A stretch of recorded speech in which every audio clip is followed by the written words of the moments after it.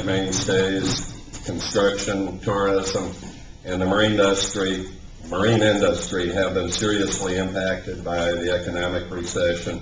What actions do you propose to preserve and enhance Fort Lauderdale's economic base and sources of employment? Obviously, this is really an international problem that does hit home, so we need to do what we can in our own backyard, so to speak, and it's a very difficult task. One of the first things we need to do, and I think the fact that we have the mayor, and newly elected mayor, Jack Seiler, who has experience in Tallahassee, will help us leverage federal dollars coming from Washington through Tallahassee. That's big, delivering federal dollars and also grants that are out there for us. The other thing I'd like to do, and I keep touching on this, is developing public-private partnerships. Government doesn't have all the answers. We need to team together, pool our resources, so to speak, not only within the city to get things done, but also do it on a more regional basis. Again, I threw out this example of the marine industry as one of the big examples.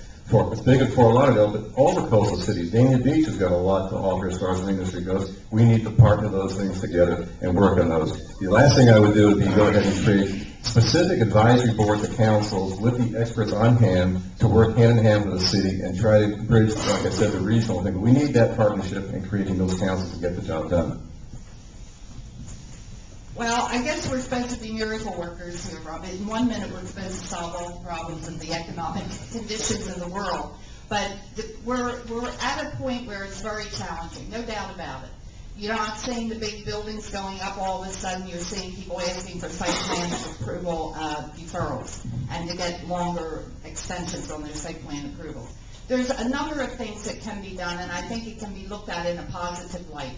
With Nikki Grossman and the Greater Fort Lauderdale Chamber and with the Visitors Bureau and all, people will come up, the actual community of business owners will come up with different plans. Maybe it will be package deals to bring people down from the cold of the north and maybe visit the less expensive hotels. The marine industry, yes, it's rocky times, but they always sell those big expensive boats because the people with the big money still are buying their big boats.